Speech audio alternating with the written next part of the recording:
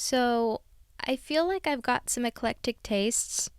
One of my favorite genres is horror, but I also really love romances, and I want to spotlight a movie that I think did a pretty good job of blending the two.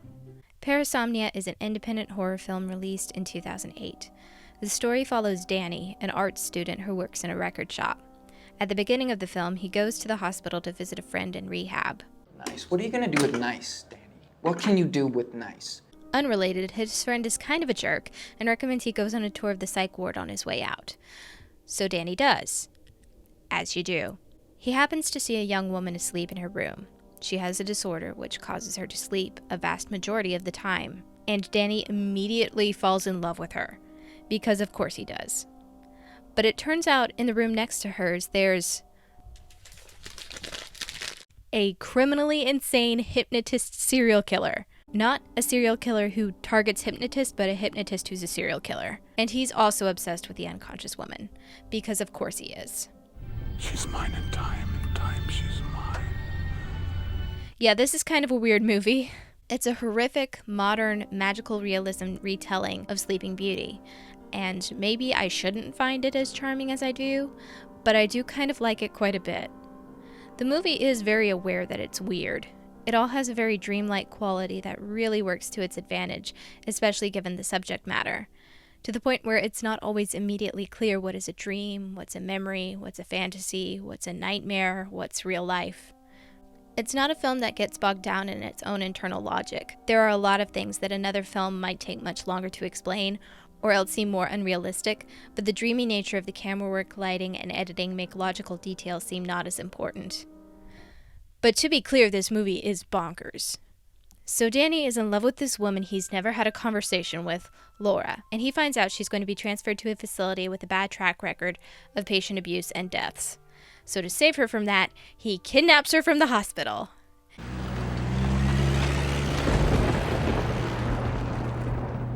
In addition to the abduction as romance, there's also an admittedly troubling amount of Born Sexy Yesterday happening. And she doesn't wake up. Oh, no, she wakes occasionally for a few minutes. We never really know when or for how long. She's really only lived a small portion of her life. Also, HIPAA laws don't exist in this universe, I guess. Like, it's to the point that she has trouble speaking at first. She doesn't know how to spell. She's in wonder of simple physical sensations. After her first kidnapping, she wakes up in the car and freaks the fuck out because she doesn't know what car is. What? You've never been driving. Also, gratuitous boob shots, most of which are when she's unconscious. So that's not great. But other than that, it seems like this is going well. Okay? Shit. She doesn't have informed consent, but she seems happy. There was that mind-controlling serial killer neighbor, though, wasn't there? I think someone's stealing his girlfriend. You're lucky you didn't get loose. Yeah. Okay. Byron Volpe owned a rare bookshop, and then he hypnotized his wife into walking off her roof. I would love to know how death by hypnosis was proven in a court of law. Although the suspicious death of the prosecutor and dozens of innocent bystanders probably didn't help his case. Don't you remember that train derailment 4 years back? Yeah. The work of Byron Volpe. Turns out he's able to enter Laura's dreams and, well... Yeah, you need to open it, Danny. You're really fucked up, man. Just really fucked.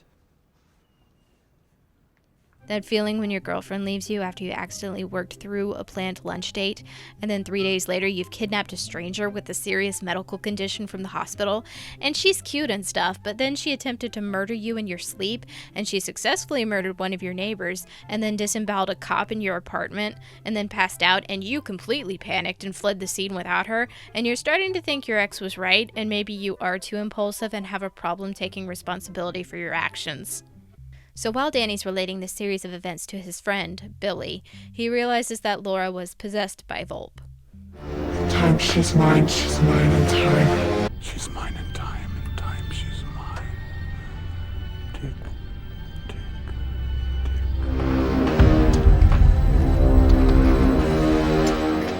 Better late than never, I guess. It's funny, as I've been telling you this story, I realized something. Yeah, what's that?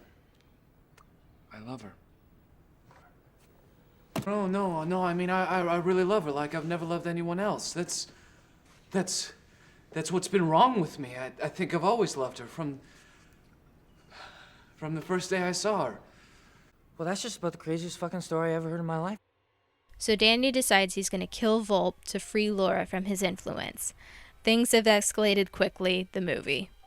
I know I've been making fun, but I do like this movie. The story's insane and the acting often leaves something to be desired, but I end up just kind of rolling with it largely because of the dreamlike style. Maybe people aren't reacting appropriately because it's a dream.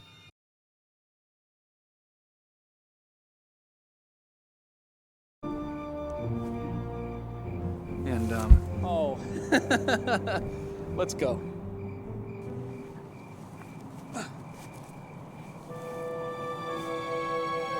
kinda heavy.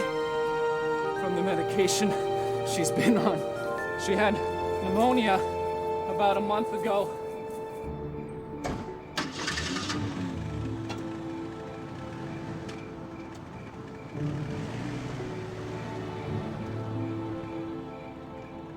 You'll hate it if you get distracted by that's not how hospitals work, who is paying for these lifelong medical expenses and how, that's not how the legal system works, that's not how hypnosis or anything works. Just allow yourself to go with it. None of this is how real life works. The movie's trying to tell you a story. It doesn't care about the meaningless details. Why should you? The strongest performance of the film is easily Patrick Kilpatrick's Volpe. I like how understated he plays it. I mean, he's a murdering mesmer. Another actor might have been tempted to go full Eddie Redmayne in Jupiter Ascending. And I'm sure that also would have been fun. No! But Volpe is like the thinking man serial killer. He's a poet. A wanderer stopped to turn over a rock. The rock gave way, and what was below ruined his day. He can hypnotize other people to kill for him. He doesn't like to get his hands dirty, except when he does. But he's also surprisingly charming, I just wanted to thank you. He was going to hurt me. while also still coming off as just the worst. Welcome. I see the clock is running down. The ticking is about to stop. A willing partner for our dance macabre. This is really much less Shakespearean than U.B. Cave, don't you think? We really must elevate your reading habits. Have you ever read Great Expectations? Wonderful book.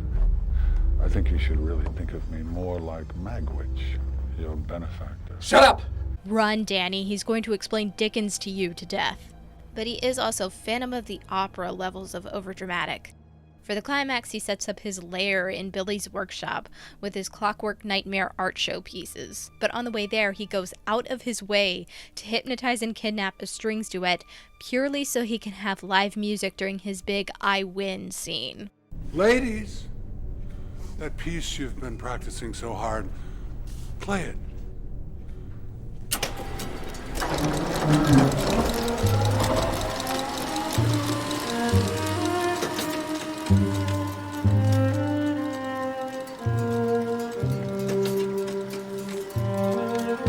Get it, you're evil and stuff, but that is such a wildly frivolous misuse of your godlike mind control powers, I can't even be mad. Also, he's dressed as a priest during this scene, and I still haven't figured out why. Unless, of course, he's going to officiate his own blood-drenched wedding. That's most of the film. I don't think I want to spoil the ending for you. Well, I will a little. Despite the yikes nature of the beginning of their relationship and the pretty small amount of mutually conscious, non-murderous screen time they have together, I do end up really rooting for Laura and Danny. Whenever I'm consuming romantic media and find out one or both of the protagonists has a long-term medical condition or a disability or a mental illness, my first response is always, oh no. Not because I don't want these characters in the story. It's because I'm worried about what the author or filmmaker will decide to do to them. The ending may frame them as becoming a burden on their partner, or worse, making a decision to not become a burden. But for me personally, one of the worst tropes in stories like this is that true love will cure them. In fairy tales, I don't mind true love lifting nebulous curses, but in a more recognizably real-world setting, with one of the characters having a real-life illness, the idea of true love's kiss making it all better is kind of revolting to me. that's not what happens in this film. It even addresses this. Oh, here to save Sleeping Beauty. My dear Pip, a kiss isn't going to do it. She's an orphan with an orphan's disease. She's not going to be fixed. I'll help her. I like the ending of this film all the more because there is clearly some kind of magic in this world, but you still can't love someone so much you'll make them well. You can have a loving and supportive relationship with someone who makes you happy, while still living the best life you know how to, with your illness. It is a beautiful day.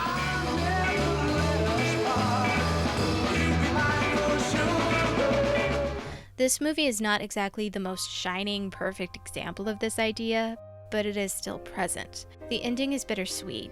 Your mileage may vary on just how bitter or sweet. I do get teary-eyed every time I watch it, but I still think it's decently happy, all things considered. Parasomnia is streaming for free on Prime Video. It's probably going to be a love it or hate it experience, but I think it's worth a look if you're interested in dark fairy tales or unique indie horror films.